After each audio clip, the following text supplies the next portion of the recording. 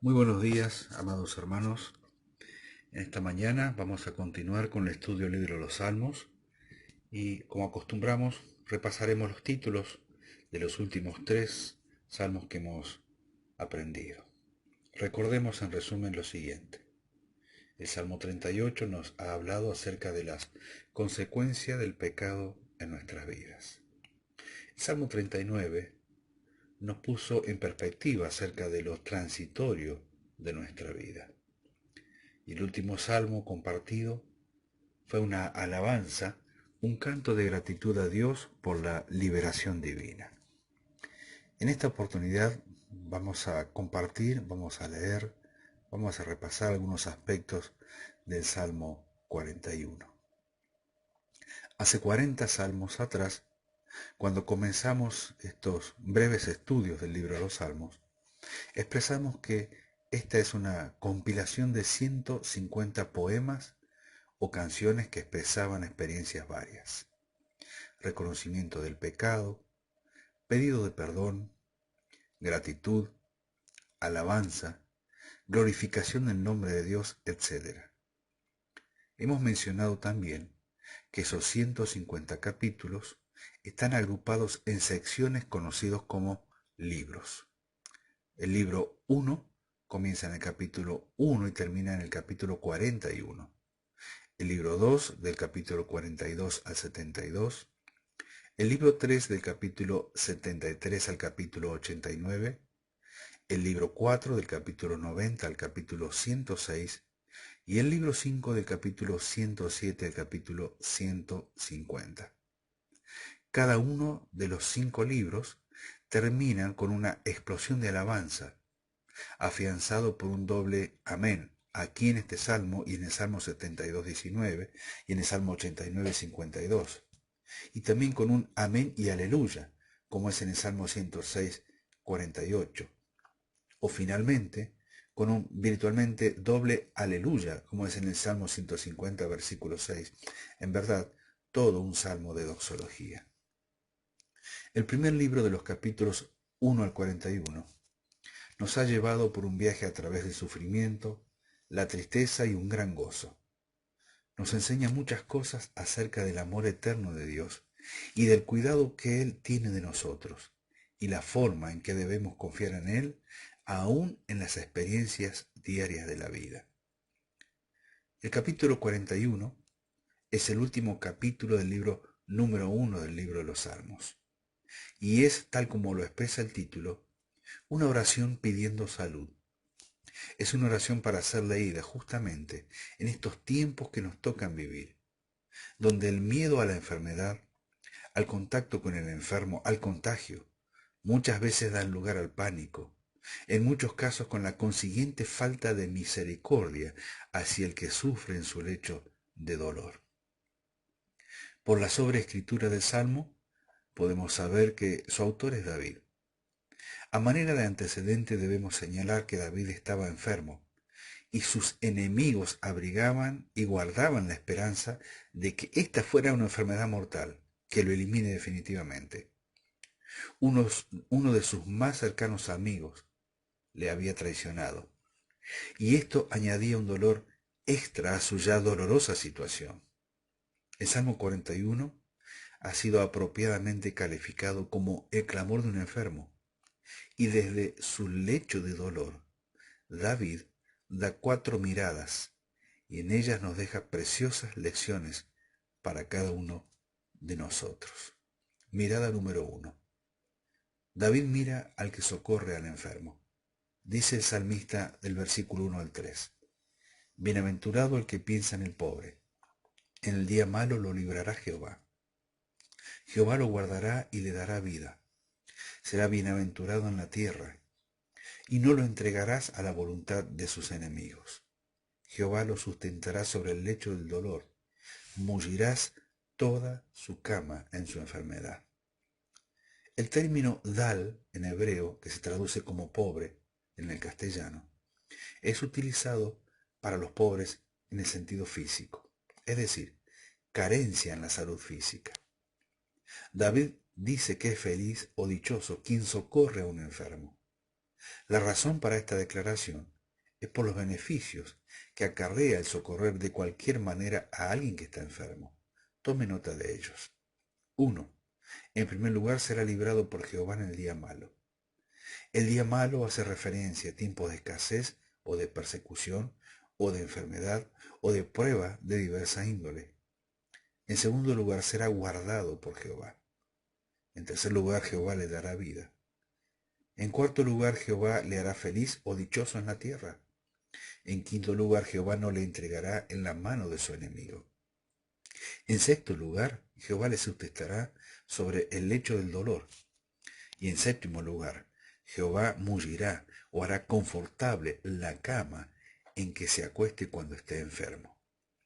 Todos estos son beneficios de los que socorren a los enfermos.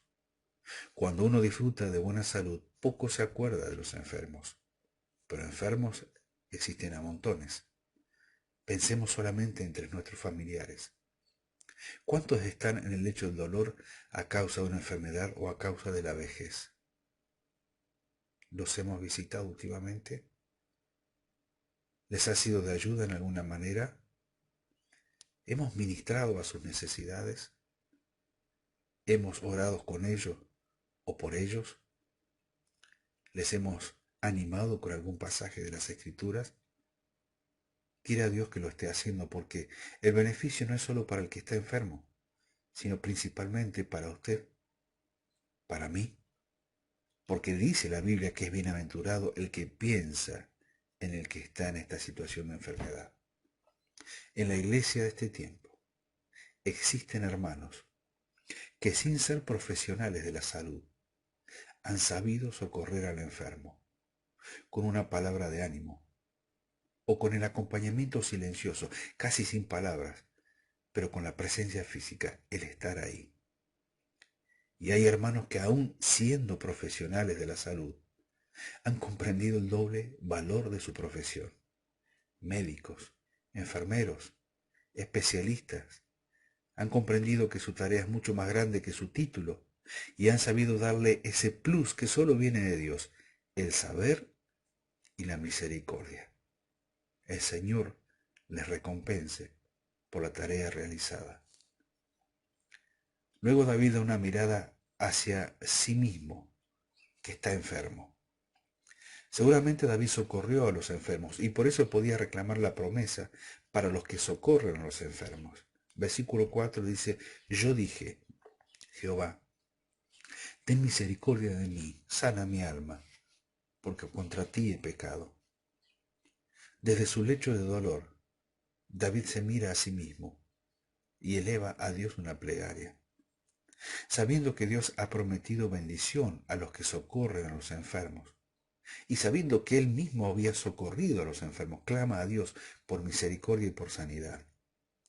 La enfermedad que estaba padeciendo David ha sido consecuencia de algún pecado cometido. A veces, Dios disciplina con una enfermedad el pecado de uno de los suyos. No toda enfermedad es resultado de haber pecado, pero en ocasiones el pecado puede ser disciplinado por Dios con enfermedad. Si usted está enfermo, clame a Dios desde su lecho de dolor. Pida a Dios que tenga misericordia de usted. Ruegue a Dios que sane su alma y sane también su cuerpo. Si en su corazón hay pecado no confesado, reconózcalo ahora mismo. Confíselo a Dios como tal y apártese del mal. Adicionalmente, si usted ha socorrido a los enfermos cuando estuvo sano, usted puede reclamar la promesa que Dios ha hecho a todos los que socorren a los enfermos. Si es así, Dios le librará en el día malo. Dios le guardará, le dará vida. Será bienaventurado en la tierra. No será entregado en mano del enemigo. Dios le sustentará en su lecho de dolor e inclusive Dios hará confortable la cama en la que usted se acuesta. Vale la pena socorrer a los enfermos. Después de mirar a los que socorren a los enfermos y de mirarse a sí mismo que estaba enfermo, David mira a los enemigos del que está enfermo. Dice a partir del versículo 5, mis enemigos dicen mal de mí, preguntando, ¿cuándo morirá y perecerá su nombre? y si vienen a verme hablan mentira. Su corazón recoge para sí iniquidad, y al salir fuera la divulgan. Reunidos murmuran contra mí todos los que me aborrecen. Contra mí piensan mal, diciendo de mí, cosa pestilencial se ha apoderado de él, y el que cayó en cama no volverá a levantarse. Aún el hombre de mi paz, en quien yo confiaba, el que de mi pan comía, alzó contra mí el calcañar. Los enemigos de David estaban entusiasmados con la enfermedad de David. Pensaban que la enfermedad era de muerte. El tema de conversación entre ellos no era cuándo se sanará, sino cuándo se va a morir. Ansiosos por verle morir, los enemigos de David enviaban sus emisarios a visitar a David en su lecho de dolor, con ropaje de falsa piedad. Los enemigos de David indagaban por su estado de salud, y cuando salían mentían exagerando todo lo que habían visto. Todo esto para excitar a los enemigos de David, haciéndoles pensar que el fin del rey estaba cerca. Los enemigos se reunían entre ellos para pensar mal de él. Quizás decían, algún grave pecado debe haber cometido David para que Dios le castigue tan malamente. Por eso no se va a levantar de su lecho de dolor, sino que se va a morir. Esto es el típico juzgar algo que no se sabe. Y aquí viene la recomendación para todos nosotros. Cuidado con juzgar a los que están enfermos. Nadie, aparte de Dios y la persona enferma, puede saber si la enfermedad es el resultado de algún pecado. No cometamos el mismo error que cometieron los enemigos de David y que también cometieron los amigos de Job cuando se apresuraron a juzgarlo pensando que había pecado oculto y que por eso estaba enfermo. Pero había algo que afectó a David sobremanera. Fue saber que uno de sus más cercanos se había alineado con sus enemigos. La traición es como un filoso puñal que se clava en la espalda. La traición contra David por un falso amigo ilustra en este caso la traición de Judas Iscariote contra Jesucristo. Interesante que cuando Jesús fue traicionado por Judas Iscariote, Jesús citó este texto de este salmo, pero omitió la parte que dice, en quien yo confiaba. Es decir, que el Señor nunca confió en aquel hombre que habría de traicionarlo, porque el Señor sabía lo que había en el corazón del hombre. Al mirar a sus enemigos, David debió haberse sentido tan desanimado, tan desalentado e inclusive desesperado. Pero faltaba la última mirada, porque luego de mirar al que socorre al que está enfermo, luego de mirarse a sí mismo que estaba enfermo, y luego de mirar a los enemigos del que está enfermo, David mira a Dios, quien tiene control sobre la enfermedad. Dice a partir del versículo 10, mas tú, Jehová, ten misericordia de mí y hazme levantar, y les daré el pago. En esto conoceré que te he agradado, que mi enemigo no se huelgue de mí.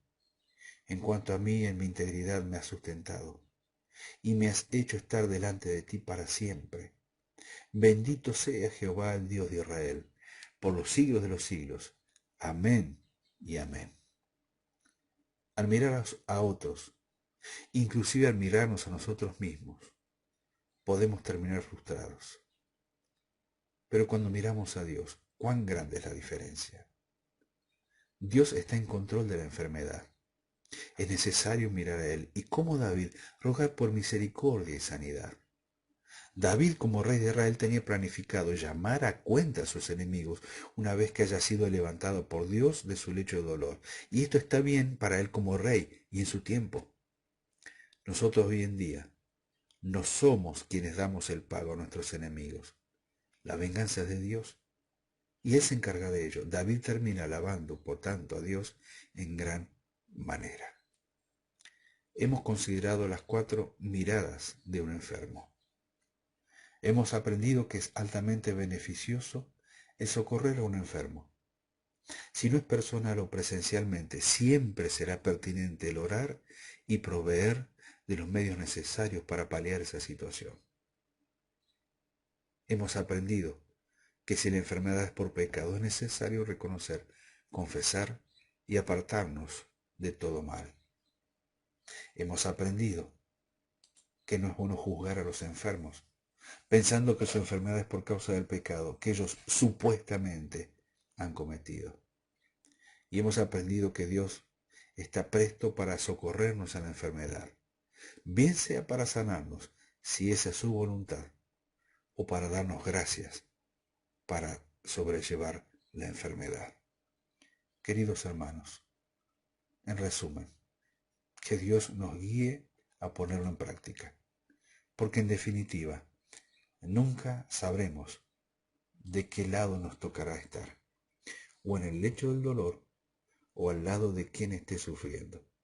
Y ambas situaciones son conocidas por Dios. Que el Señor nos bendiga en esta mañana.